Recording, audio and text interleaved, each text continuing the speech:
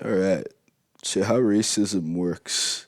I feel like people want this topic to be very complicated, but in reality, it's relatively pretty simple.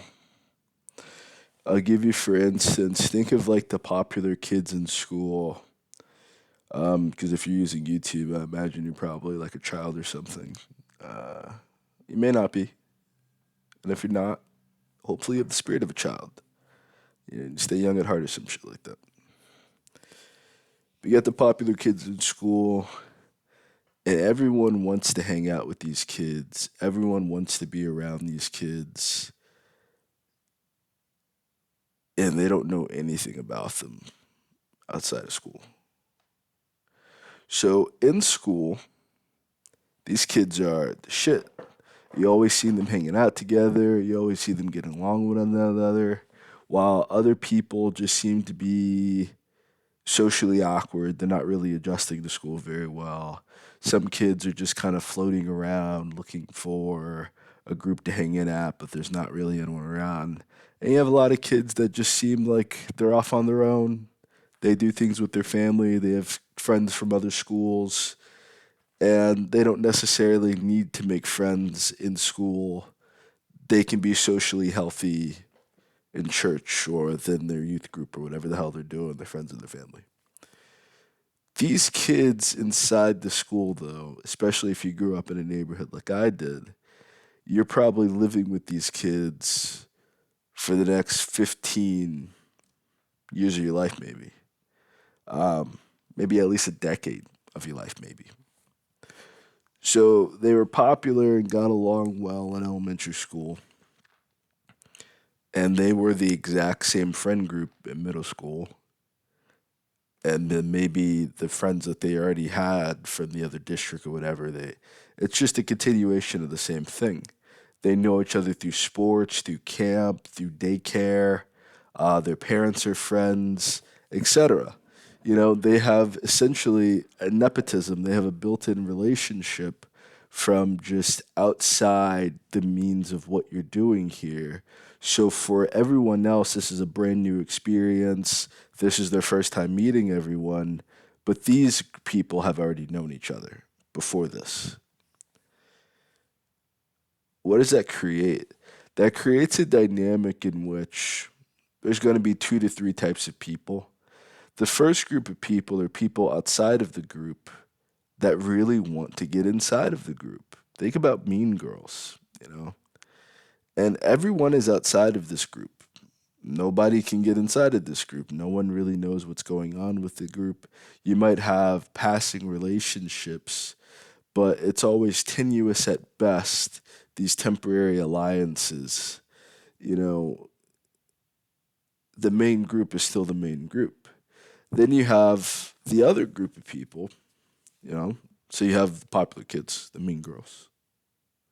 You know, it's a good way to describe racists is like they're like mean girls, you know, really effeminate, you know, talk a lot of shit when no one's around, dress themselves up real nice, parade around, you know, and then hide everything that they do, unable to take any sense of accountability or responsibility, but always have some shit to say, no matter what. Mean girls. You have, for lack of a better term, kind of the social outcast by proxy then. Because then you have the popular kids, you have everyone trying to be like the popular kids or get in with the popular kids or emulate the popular kids. That's a good amount of people right there. So then you have the people that are just simply not trying to fit that image at all. They have no interest in it, you know. And I wouldn't even really say there's no interest in it. I would say the complete and total apathy to the social hierarchy is the social outcast to an extent. That's the loner. That's the sigma. You know, the person who just simply does not observe the social hierarchy. They really just don't care about what's going on in this school and they have their own life, you know, outside of the social dynamic. That's kind of the sigma. That's the third person I was going to get to. The second person isn't necessarily apathetic. They care a lot, actually. It's the opposite of apathy. They were rejected. They cannot fit the mold. They do not fit the mold. And for that, they blame themselves. That might result in them being bullied. That might result in them being ostracized, but they would like to fit in with the rest of the kids, but they do not. So they build a resentment towards the rest of the kids. They build a hatred towards the rest of the kids. And there's just this kind of rebellion against the self, a rebellion against the group, a rebellion against the dynamic in the institution. And sometimes these people really do want blood. Sometimes these people just cower and hide, fight or flight response. Every day going to school for them is a tremendous pain. Every day going to school for those kids is very arduous, rise to action. You don't really get to see your parents in this kind of situation because your parents are working, or maybe you do have a parent at home, but, there's only an extent to what they can understand what you're going through because other than moving to a new school system and starting all over again, you're basically stuck where you're at for those 15 years and you just got to make it. And if you don't and you're not able to, then, you're going to be stuck regardless. You're going to be stuck on fucking stupid regardless. When you're moving to the situation and you're trying to approach it from this perspective, that's why a lot of kids end up taking their life. It's not because they did not care, it's because they cared so much they never did get accepted. They did not have any place at home to discuss, and life was just hell for them. Just to give you an image, just to give you a picture of why someone would take that pathway to make those decisions. But other people also, rather than take their own life, begin a process of the slow death.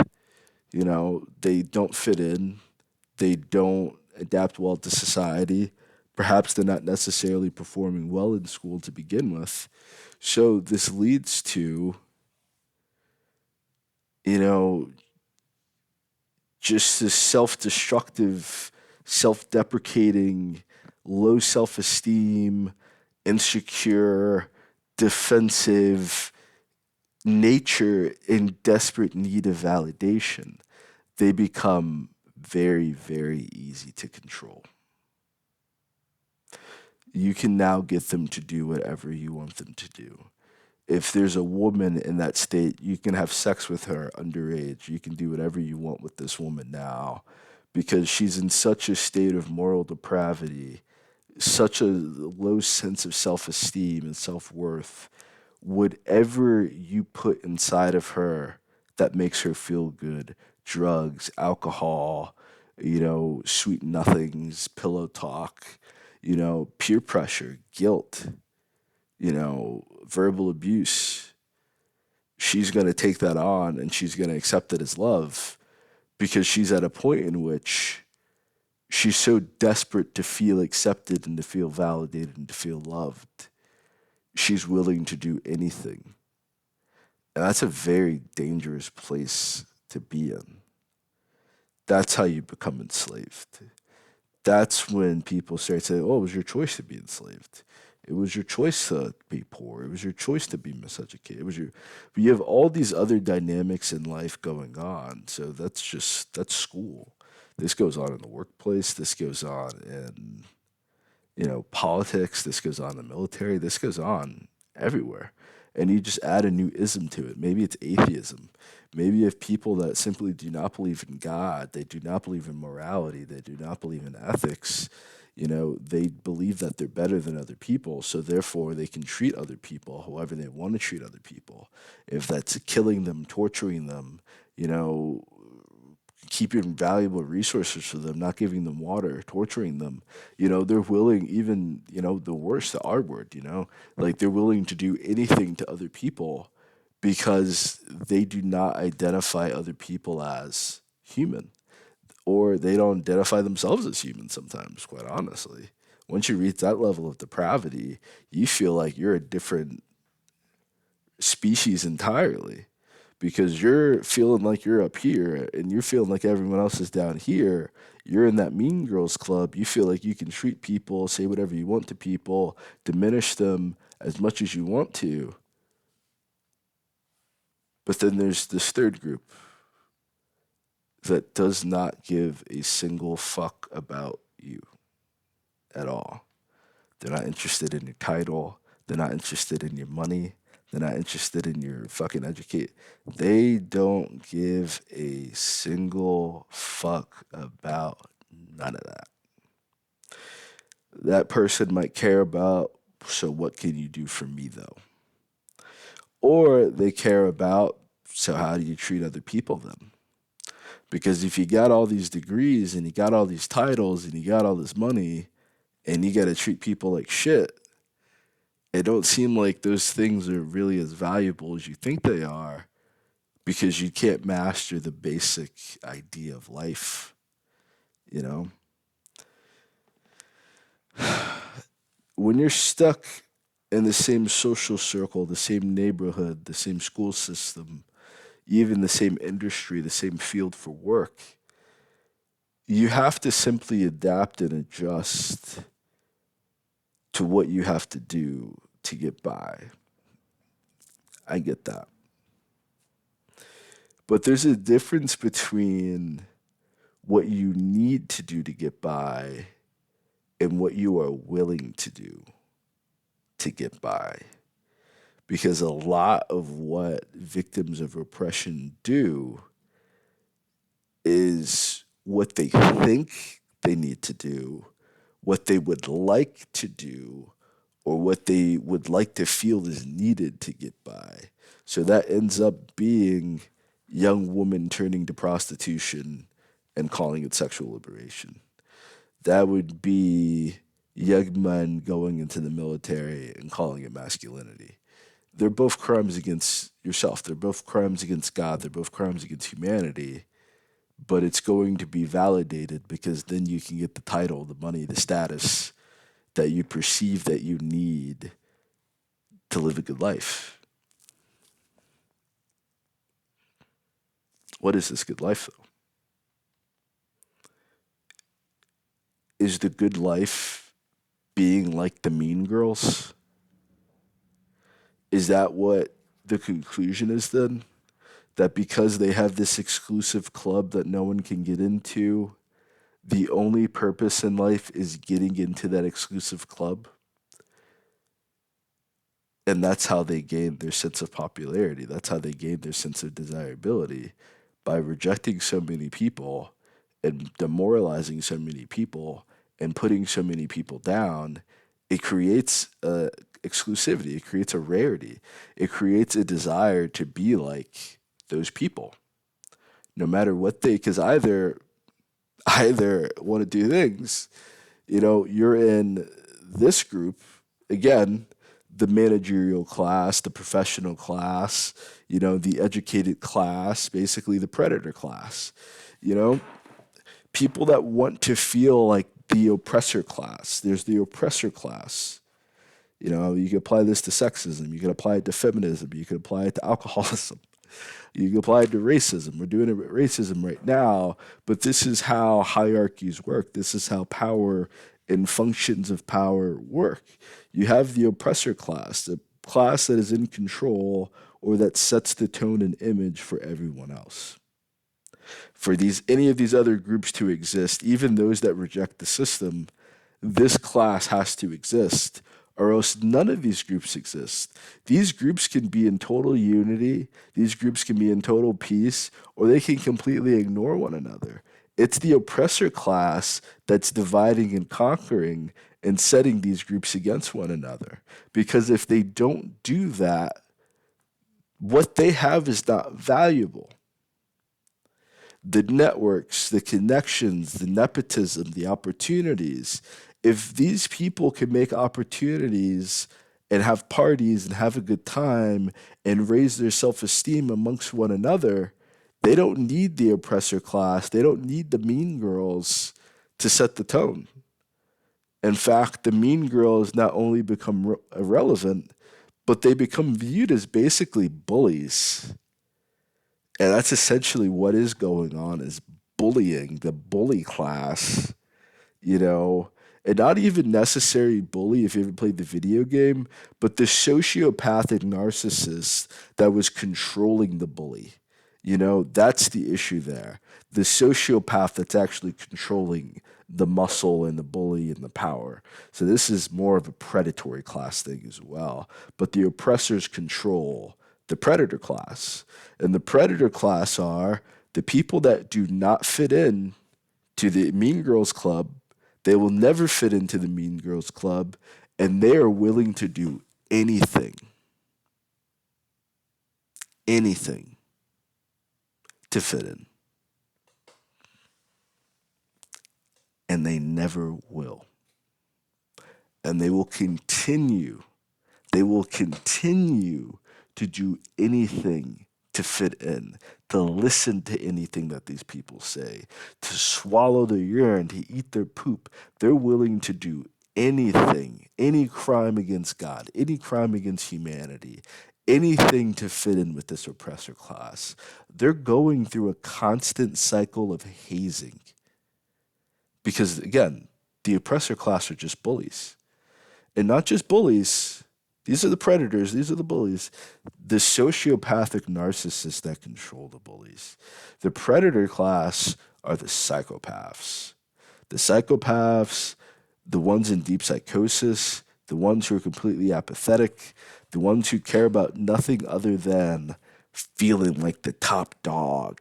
They want to feel like these guys so bad. These are the alphas. They just want to feel like the oppressor so bad. They will do anything to feel like the oppressor. They will say anything to feel like the oppressor. They will follow anyone who will show them the way to be the next tyrant, to be the next fascist, to be the next oppressor. Anything. The managers, the doctors, the lawyers, all these people that are seeking the fortune, the fame, the status, trying to be like these people that already had these systems in place before they were even born, before they even got to the situation. Oh, our fathers met in college and they decided to move to the same neighborhood together. And you're going to do that in your lifetime. You're not even at that point yet. We're talking about school. And you're going to do that in your lifetime. You're going to have to do that decades after you undergo this process and you figure out where you are, after you can identify how this situation affects you, then you can understand your political beliefs better. You can understand your positions better because some people really are voting for and speaking out on what works best for them, but they are the predator class. And that's the reason why they don't believe in healthcare, they don't believe in immigration, because you're bringing in a brand new culture that does not fit. That's a fourth group, quite honestly. That's like a new kid coming to the school or some shit. And the new kid is just, I'm who I am. What's up, everybody? I'm going to be who I am no matter what. The third person doesn't necessarily have that identity. They just don't fit in. They don't want to fit into this shit going on over here. They just like, leave me the fuck alone. The new kid is just like, no, man, I know what to do. Oh, we don't do this in my country. Oh, we don't do this here. And they're just, oh, this is it's like OSHA. It's like OSHA coming to inspect the factory, baby. It's like, oh, we don't do this here. This is weird. Come on, y'all come. I'm gonna get more of my family to come here and look at you guys to see what the hell y'all doing, because this shit don't make no sense to me. And they're really gonna sit there and try to make this new kid gaslight the new kid, talk down on the new kid. Oh, your food smells bad. Oh, what is that? Oh, it's fucking delicious. You want to try it? It's so good. This is my nation's favorite dish. It takes 15 hours to make. My mom and grandma and my aunt come over to make it, and it took all night. It's wonderful. It's the most delicious thing in the world. You should try it. They're going to sit there like, because it's them. It's them. And unless you're in that third group or fourth group, you can't understand. The oppressor group is the problem. The oppressor group is not happy. They are miserable. Anyone who needs to have power and control for over other people to feel something good about themselves is battling a severe mental illness. Being a leader is not having power and control. Being a leader means people voluntarily want to follow you. This predator class voluntarily wants to be like the oppressor class. The oppressor class had no choice in the matter, quite honestly. So they're battling a deep mental illness. There are a lot of professionals that might be really good people. They might have a high sense of morality. They might have a good connection with God.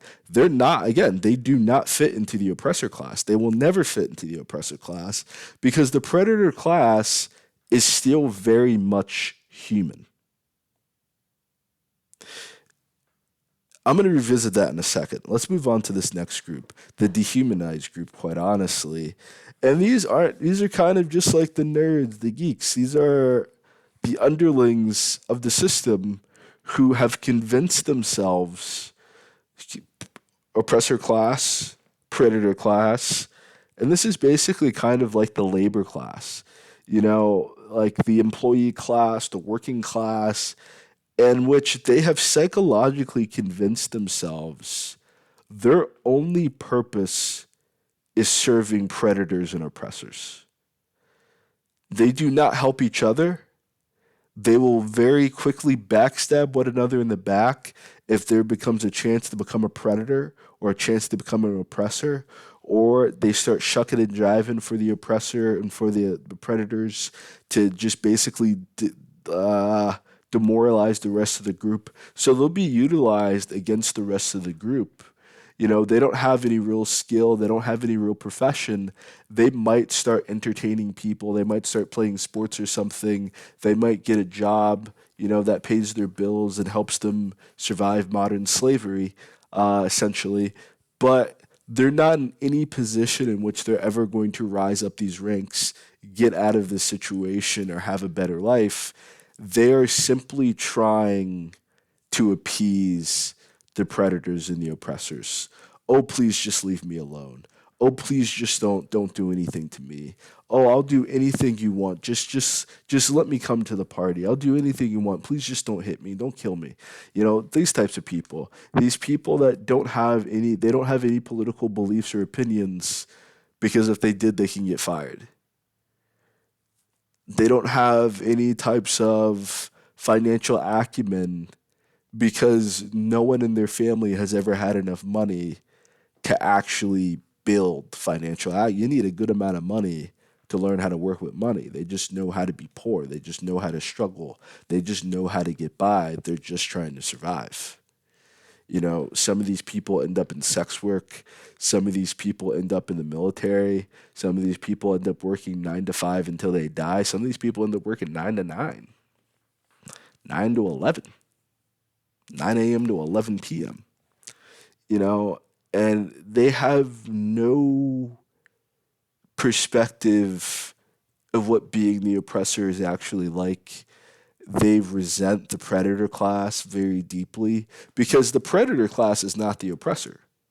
The predator class is just opportunistic. You know, they're just exploiting the system. They fit in and they want to be the oppressor more than the working class could not even imagine itself ever being the oppressor, and not in a way in which they wouldn't quickly become one. Their self-esteem, their self-image, their self-worth, it does not allow them to embody the actual traits necessary to ever take leadership and control over themselves, to have any sense of self-governance, let alone to have a sense of, leading and influencing other people. They feel completely insignificant. They resent anyone with confidence. They resent anyone with actual talent or worth because that means that you might become the next oppressor. That means that you might become the next predator. And all these people in the working class are trying to do is get by. Think about the villagers that are controlled by a viceroy or, before Europeans were coming over to America, the tax collectors that would burn down your home if you didn't pay your taxes. You know, and you're poor. They know that you're poor. They know there's no work. They know that they know the state that everyone is in, but they would burn down your home before they just gave you a place to stay to get on your feet. They become the next predator. They become the next oppressor, and there's an incentive, therefore, for people in the working class to keep other people within the working class, to keep other people, we know that you're one of us, you're blue collar like us, you're brown collar like us, you're redneck like us. You're out here busting your ass, you're out here in the field. So basically, house niggas, field niggas. Did it to you. The predator class, the house niggas, the working class, the field niggas, and then the slave masters. So that doesn't really go away. You just get corporations, CEOs, chairmen, and then you have managers, supervisors, overseers. And you always have this working class. And a lot of the house niggas are in the working class too. You know? These are more so the servants, the professional servants of the oppressor class, because the working class can't afford these services, so who are they for? The working class doesn't have readily available access to these services unless an oppressor provides it to them. So who are these people for? They're not for the working class. They're for the oppressor class. So then outside that system, you have the freedmen. You know, maybe they had to run away from it. They went to a different school or whatever. Maybe they're homeschooled or something like that to go with the original school narrative, to give perspective of that. They were homeschooled for a while and now they're coming in here. And to them, everyone else just looks fucking crazy. Everything that these people are doing just seems like insane. Like, you got these people who are total assholes over here who treat everyone like shit. But then you got this group of people over here that kiss their ass no matter what. But they are constantly bashing these people who are actually working their asses off, trying to do the best that they can. They're doing their homework, their own homework. They're doing their homework and they're doing their homework. They're doing everyone's homework. And all you can really fucking do is just watch and be like, this is strange, pa. These people are weird. See, they got into a fight today over who is poor, and they're both poor. And it's like, why don't y'all share your resources and work together instead of bashing each other? They got into an argument today over who was darker. They got an argument today over, you don't got no daddy. I got a daddy. It's like, well, if you got a daddy and he ain't got no daddy, why don't y'all hang out more so he can have a father in his life so he can have that positive influence? They're making fun of each other for what they lack. They're attacking each other for what they lack. They're bringing up each other's shortcomings. They're bringing each other's pratfalls. Why? Because that's what the oppressor class does to each other. They're not escaping being like the oppressor class. The working class is not trying. The working class are the ultimate servants of the oppressor, even more so than the predator class. It's the predator class that is feeding off of the oppressor. Let's not understand this dynamic. Your doctor and your lawyer have your life in your hands. Your barber has his life in your hands, especially if he's giving you a shave or something. This oppressor class is putting themselves at the mercy of the predator.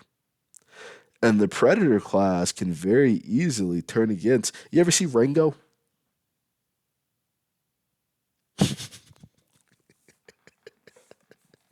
You ever see Rango? Rango ain't give a fuck about what was going on there, did he? He ain't give a fuck what was going on there at all. That snake, though, was a predator. Real life predator. But notice the turtle.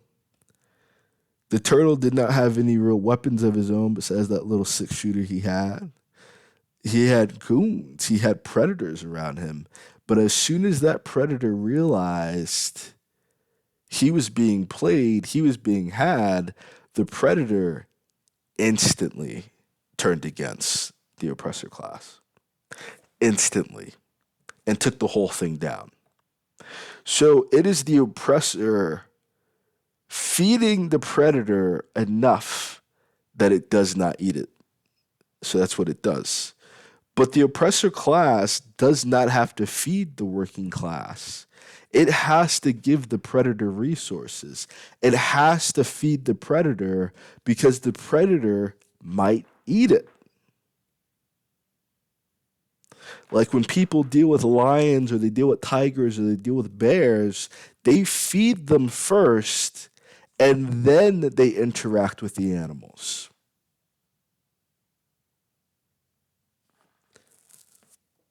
But then you have chickens, cows, and they don't necessarily get fed because they're it's nutritious or because it's good for them. They're being fed to fatten them up for the slaughter. They're being fed so that they can breed more kids so then you can kill the kids and slaughter the children. That's what they're like livestock to these people. Chattel slavery. They're like livestock essentially. They feed this class enough so that this class will not eat them. And they don't have to feed this class at all. And what they do feed them is only to slaughter them or breed them or control them or use them for entertainment or pets. So essentially, the working class honestly just kind of does it to themselves. The working class is quite honestly your enemy just as much as the predator or oppression class is, because the working class has like this collective group esteem of I have to do this to survive because they only know serving their oppressor. And they will serve their oppressor before they even serve each other among the working class. This is why they say your coworkers are not your friends, because a fellow slave is not going to help you get out of slavery. A freedman will help you get out of slavery. These are the entrepreneurs and not just the professionals that had to go through, the people that had to make it them goddamn selves. Those who are truly self-made. Not there's no such thing as a self-made millionaire because you had to probably more than likely get clientele, get customers, hire people, and then you're just taking all the credit because now you've become the oppressor. And the only way to justify your oppressor is to constantly justify and validate your own existence and constantly justify and validate you needing to control other people, even if you have to lie and make up reasons to control them. You lie and make up reasons to control the predator class, even though the predator class can very easily eat you and take your place or eat you and just hang out with everybody else. You know, they don't have to be predators if they really did not want to. They are only predators because it serves your purposes within the system of racist white supremacy, the system of capitalism, or the system of feminism, the system of sexism by proxy. The opposite of feminism is sexism. You know, so these are two battling realms of bullshit. They're both bullshit, you know. I've come to that realization yesterday, not recently. I was a feminist for quite a while, but the misandry within the feminist movement is basically what prevents most men on the complete extreme side from ever actually respecting or liking women, is that women have a deep hatred towards men as well and have a deep feeling of superiority towards men as well. So that is why a lot of men can't fuck with the system of feminism, is that their basic humanity would be denied in this system as women feel like their basic humanity is denied. It's not a system in which we're trying to reach equality or which we're trying to reach equity. It's a system in which women are trying to reach superiority over men. So that's something that's constantly any system of oppression is constantly going to be fought, either physically or subconsciously. This third group the freedmen, the entrepreneurs, the artisans, the masons, those who could serve, the upper class, but typically serve the predator class and the working class. These are the people that unify and can possibly bring these three groups together because they do not serve the oppressor. And the whole reason for their existence is to not serve the oppressor. They do not want to serve the oppressor. They do not want to join the social hierarchy. They do not want to operate within the social hierarchy.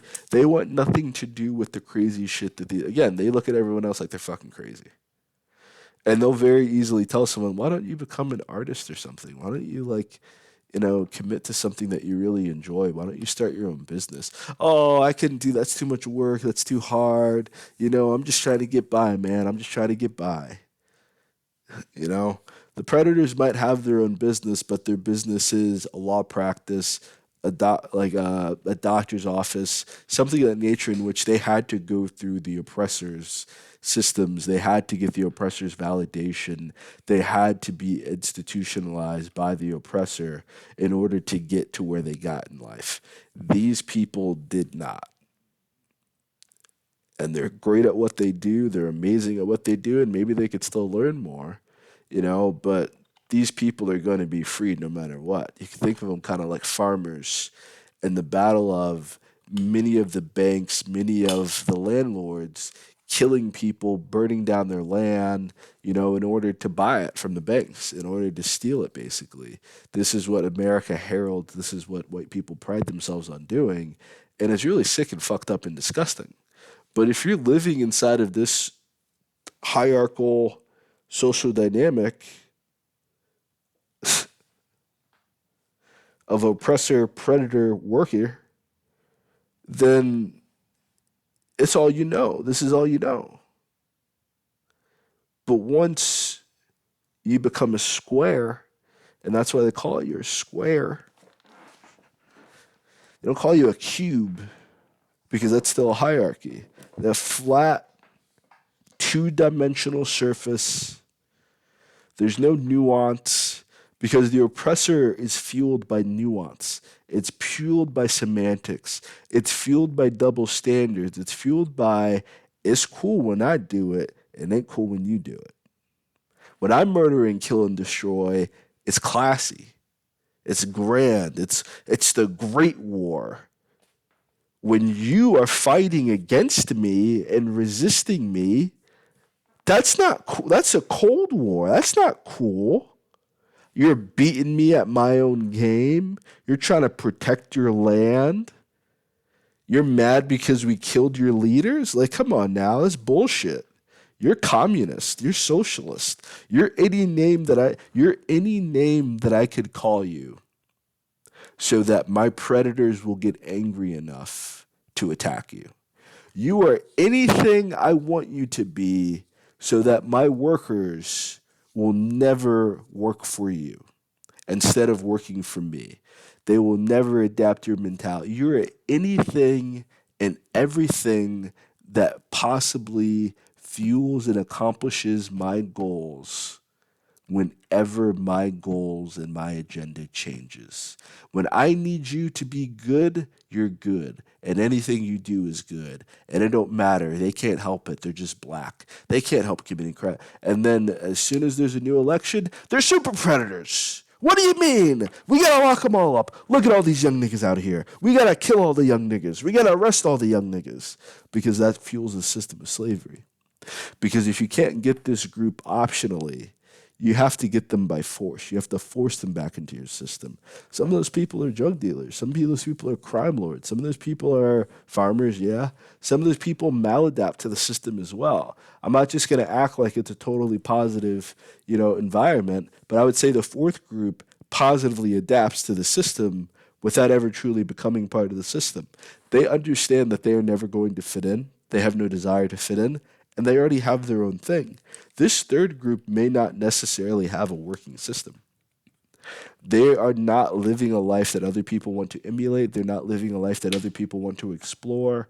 They're living a life that works for them. And that's essentially all that really matters. That if the working class can learn from that, they would not need to serve their oppressor. If the predator class could understand that, they could become more than just predators one day. But as long as they keep listening to the justifications of the mean girls, they're just going to become like Lindsay Lohan. You just become another one of them. And that's it.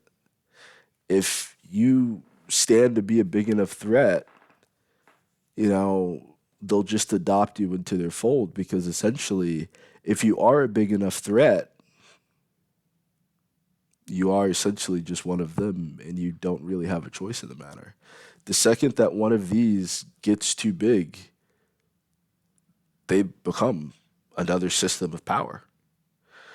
I would say the different dynamic is that they could lead with a different culture. They could probably treat people better, but they don't really have. Think about a lot of these revolutionary freedom fighters. Once they win their freedom, what are they going to do? You just led a bloody revolution, you just murdered a bunch of people, and now you're going to talk to people about peace and kindness and friendship. You end up being the oppressor all the same. So, what do? If this system is working for you in the sense that you've clearly identified at this point in time where you are on the social hierarchy or outside the social hierarchy, because instead of feeling like a loner or instead of feeling misunderstood, now you can understand that, like I am, like I'm outside the social hierarchy. I'm outside the social normatives. I don't want anything to do with it. I don't observe it. I don't identify with it. It has nothing to do with me. I just have to be here. I just have to get through this process. I'm alive. I'm living my life. I enjoy living my life. And a lot of this revolves around you hating your life and feeling miserable. So then you'll do anything to try, you'll be desperate and needy, just like that sex worker that's willing to eat poop to make money. They're willing to do anything in order to make money. That's what this is. I'm willing to do anything to make money. If you don't feel that way, they can't control you because they can only control your self image or influence your self image, rather, or they can control your finances once you have it. If you live outside that system entirely, they really don't know what to do with you. More people simply need to desire to be free from this system entirely. And it really isn't that hard to fix the problems. You could definitely just do it through legislation. But you have a lot of people within the predator class and the working class who have made it their sole life's duty to serve the oppressor. That's where you get black conservatives, black Republicans. That's where you get black Democrats from. That's where you get these black people that instead of creating their own political party or their own political movement, just kowtow to the currently existing system of oppression to serve the oppressor, to serve the predator class, the Republicans, or to serve the oppressor, the Democrats.